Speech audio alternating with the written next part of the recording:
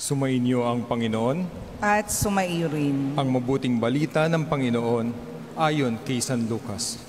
Papuri sa iyo, Panginoon.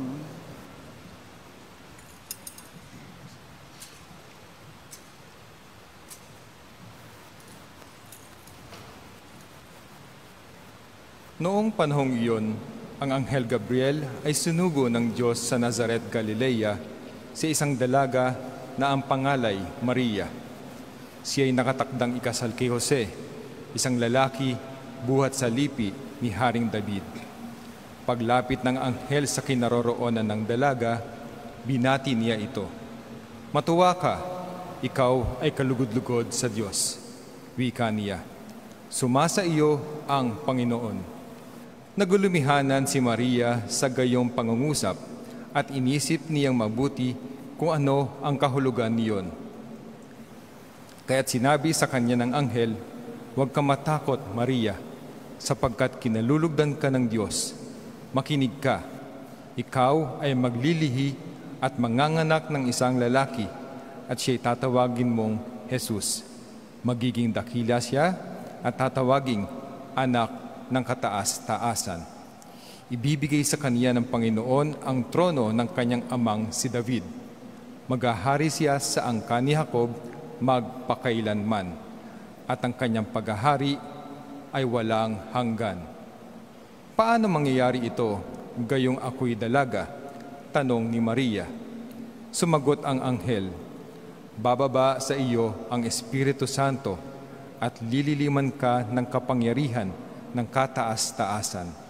Kaya't banal ang ipanganganak mo at tatawaging anak ng Diyos. Natatandaan mo ang iyong kamag-anak na si Elizabeth?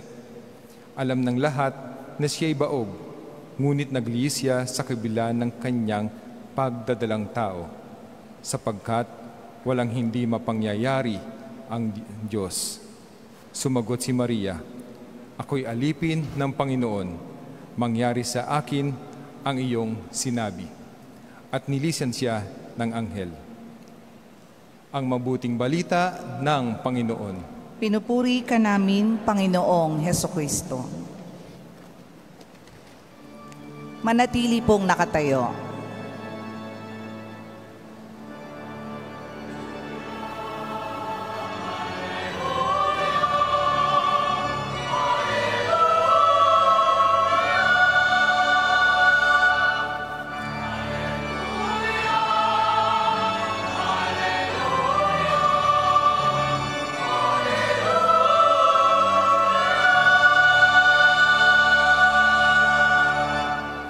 Magsiupo na po ang lahat.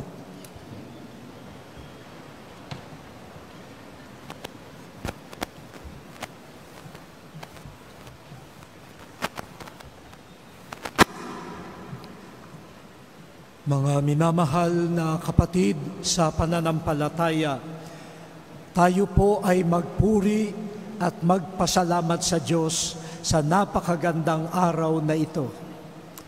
Magpasalamat din po tayo sa Kanya dahil tinipon niya tayo, pinagsama-sama niya tayo bilang isang sambayanan na nagpapahayag ng mga magagandang bagay na ginawa ng Diyos sa salit-saling lahi. Yan ang diwa ng panalangin ng mahal na ina.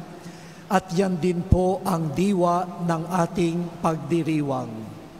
Salamat sa Diyos, salamat sa Order of Preachers, mayroong San Juan de Letran.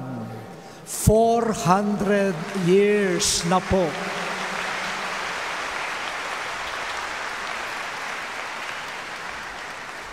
Salamat sa dalawang maliliit na eskwela na nagsanib para maging Kolehiyo de San Juan de Letran. At sa umpisa pa lang, ang San Juan de Letran ay para sa mga huerfanos, sa mga, ano yun? Orphans, sa mga Ano sa Tagalog ang orphans? Ha? Ulila. Lalo na ang mga anak ng nasa military service nung panahong yaon. Binuksan ng Colegio de San Juan de Letran ang handog ng bagong buhay, dangal, paglago sa mga taong kung walang mag-aalay sa kanila ay ang tingin sa sarili, kami wala na, hanggang dito na lang kami. Nasa ugat ng Colegio de San Juan de Letran ang puso at pagtulong, pagyakap sa mga ulila, inulila at nag-iisa. Kasama yan sa ugat at sana lagi yang kasama sa lahat ng sanga at magiging bunga. Pwedeng malaman sino po sa inyo ang nandito na sa Intramuros 400 years ago. Wala. Ako, sayang. Magbibigay pa naman sana si Father Provincial ng 400,000 pesos. Wala. So Father, okay na.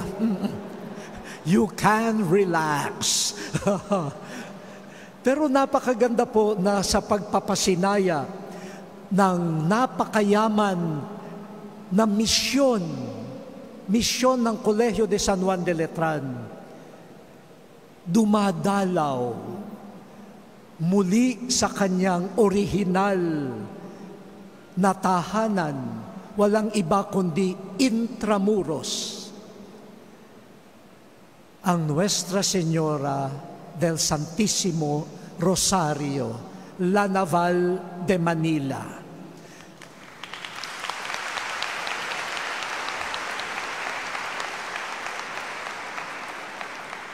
Na unang nanirahan dito sa Intramuros, sa unang Santo Domingo Church.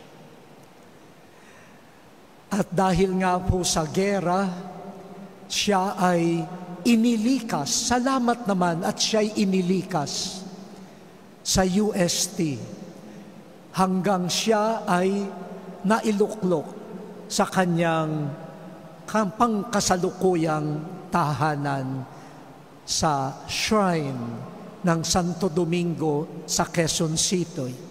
Subalit, dito siya sa Intramuros, unang nanirahan.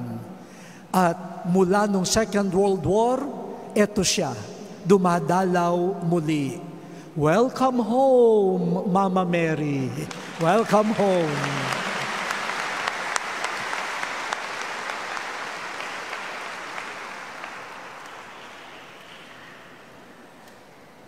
Ang yaman po ng ating pagdiriwang.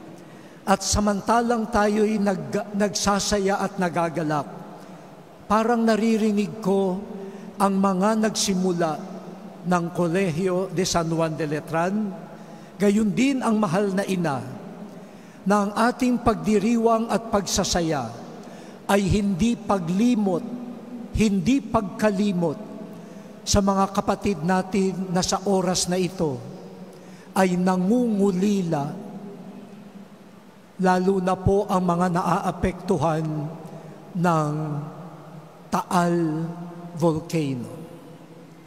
Kaya inaanyayahan ko po kayo na tumahimik sandali at ipanalangin ang mga lumilikas, ang mga nawalan ng kabuhayan, at yaong mga tumutulong sa kanila at maaaring naghihirap din sa oras na ito.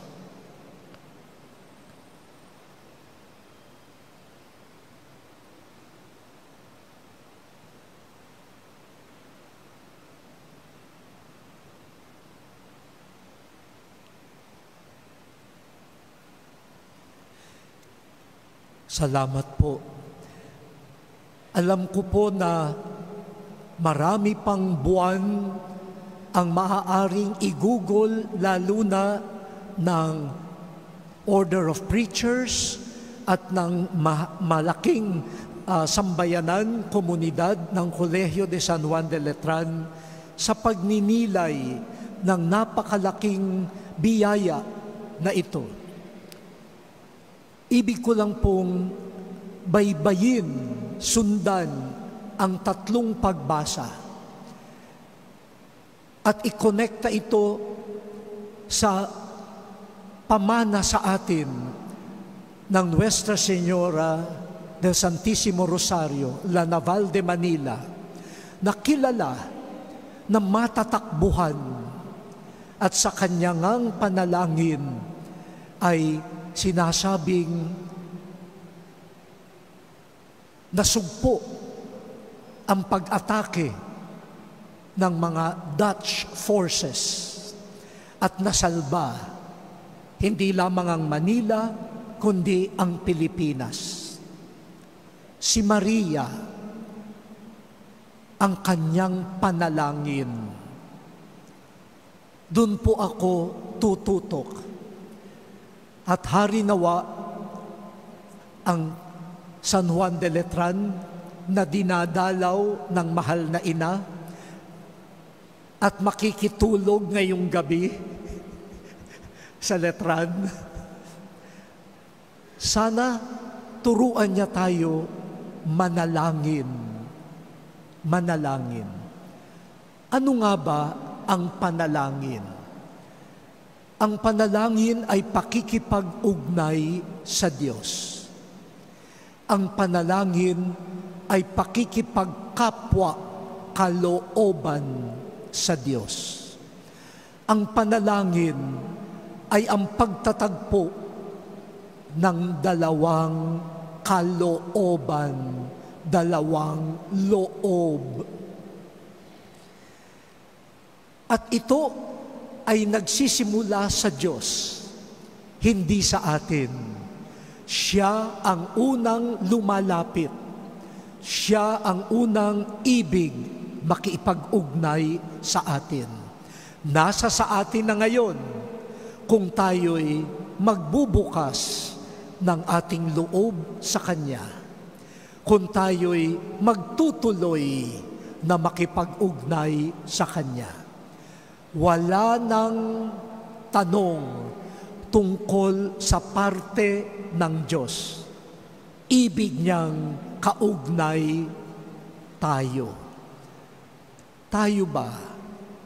Tayo ba'y makikiugnay sa Kanya sa tinatawag na panalangin? Ang 3 pagbasa ay may paalaala tungkol sa panalangin, lalo na ng mahal na ina. Una, ay yung mga estudyante dito, makinig kayo. Kung meron kayong papel at lapis o ballpen, pakisulat kasi may quiz mamaya.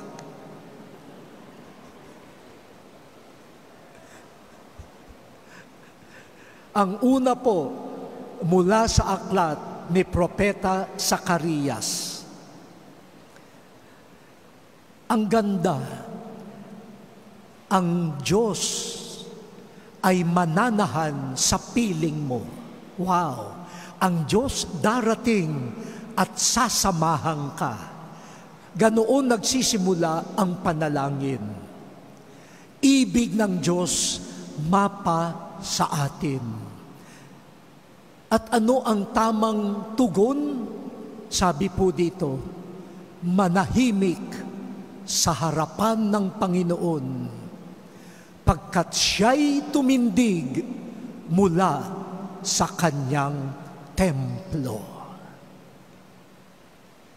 Kapag ang dumarating sa iyo ay ang Diyos, na parang iniwanan niya ang templo niya sa langit, at ikaw ang pinupuntahan, paano ka tutugon? Ano ang panalangin? Katahimikan. Hindi yung katahimikan ng taong walang pakialam. Hindi yung katahimikan ng taong galit. May mga bahay, kahit nasa kainan, tahimik. Huwag niyong sabihin na kaya kayo tahimik ay nagre-retreat ang inyong bahay. Tahimik kami kasi nananalangin. Kalimitan kaya tahimik, magkakaaway.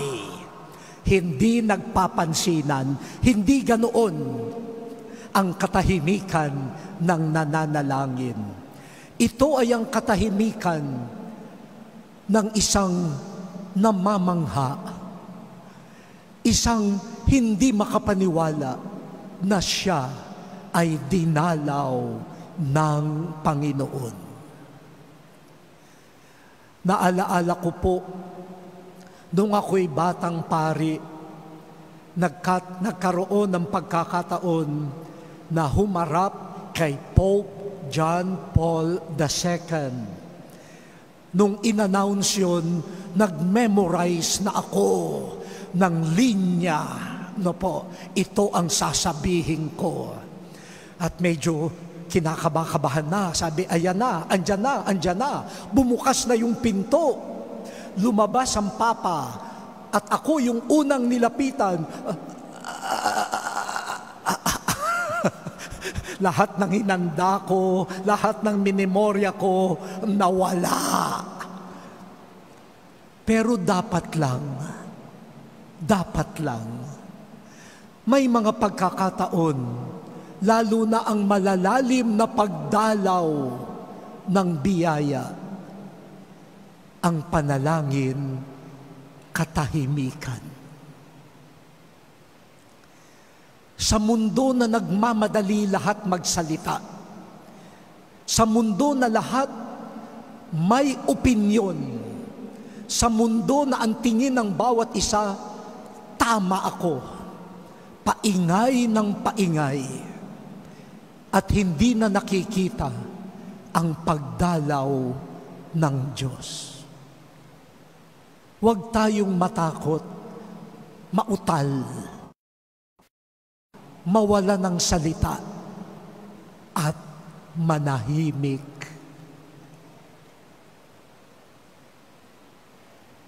Colegio de San Juan de Letran, sana itong darating na taon, maraming pagkakataon ng katahimikan sa harap ng Diyos na ibig manahan sa piling natin.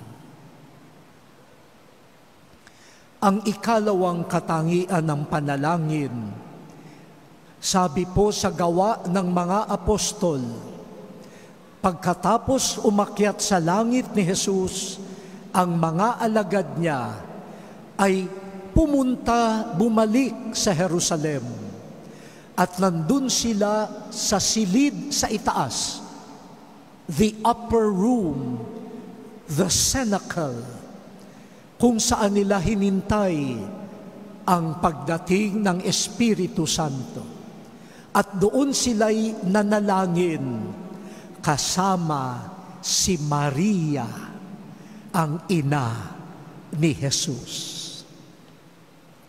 Ano kaya ang panalangin ni Maria kasama ang mga alagad habang hinihintay ang Espiritu Santo? Ako po ay may hula. Siguro yung kanilang panalangin kasama si Maria ay panalangin ng pag-alaala, memory. Di ba sabi po sa Ebanghelyo, maraming bagay ang itinago ni Maria sa kanyang puso at kanyang pinagnilay-nilayan. Mga bagay na naranasan niya tungkol kay Jesus. Palagay ko nung nandun sila sa upper room, sina Pedro, Andres, si Juan, si Santiago, nagtatanong kay Maria, Maria, Inang Maria, sino si Jesus? Ikaw bilang ina. At palagay ko, lahat ng laman ng puso ni Maria na walang iba kundi si Jesus ay kanyang ipinahayag. That's part of prayer. That's part of the prayer of Mary. A prayer of remembering. A prayer focused on memories of Jesus.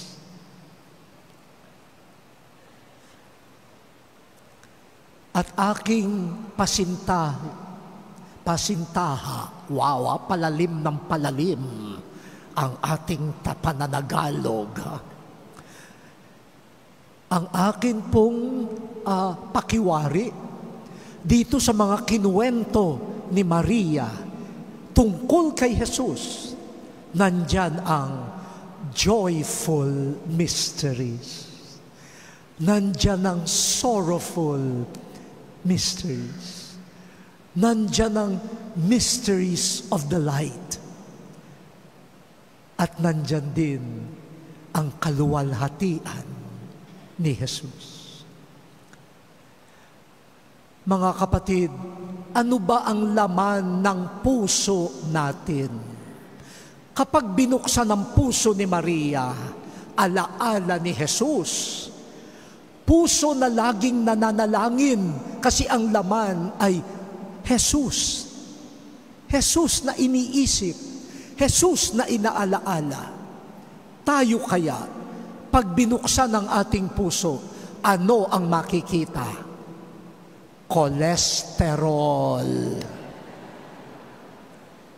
Mga taba na nanigas. Hindi dahil sa lechon.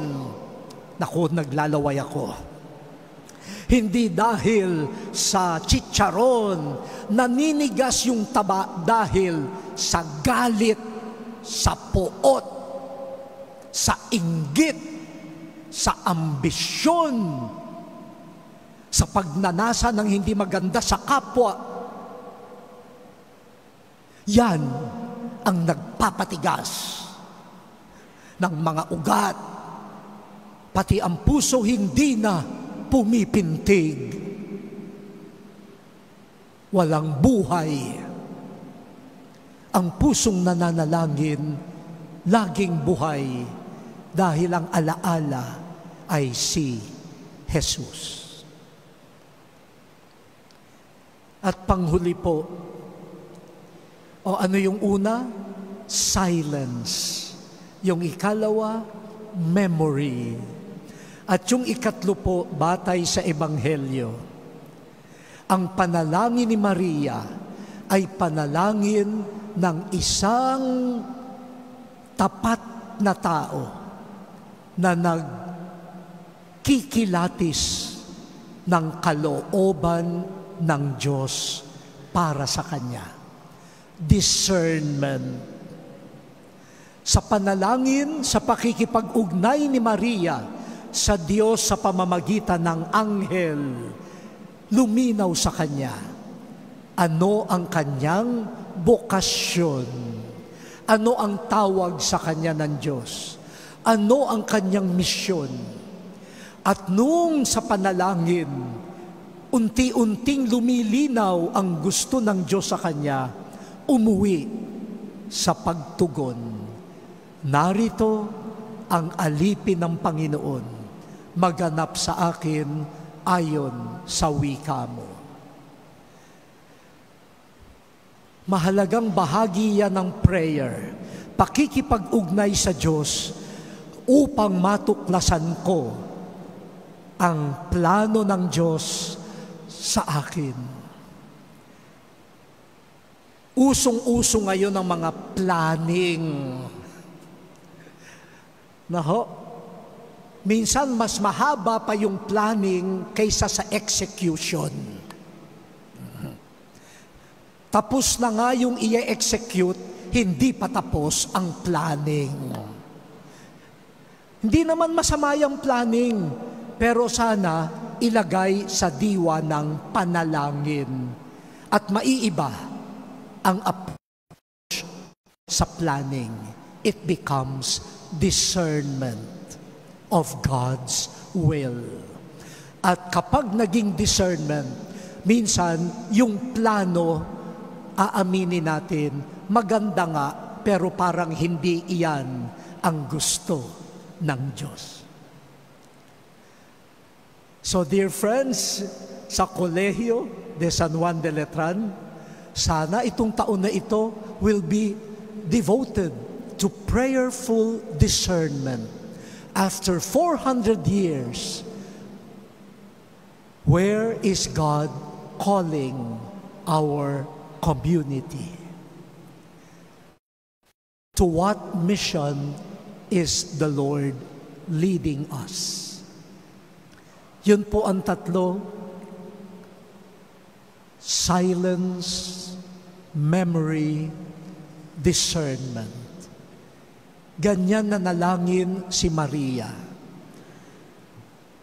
Sana lahat po tayo bilang kanyang mga anak, at lalo na tayo dito sa Intramuros, at higit sa lahat, ang Kolehiyo de San Juan de Letran, may you be a community of prayer, patterned after the heart and the spirit of the prayer of Mary. Tayo po'y tumahimik sandali at hilingin sa Panginoon ang Espiritu Santo na magtuturo sa atin papaano tunay na makiugnay manalangin sa Diyos.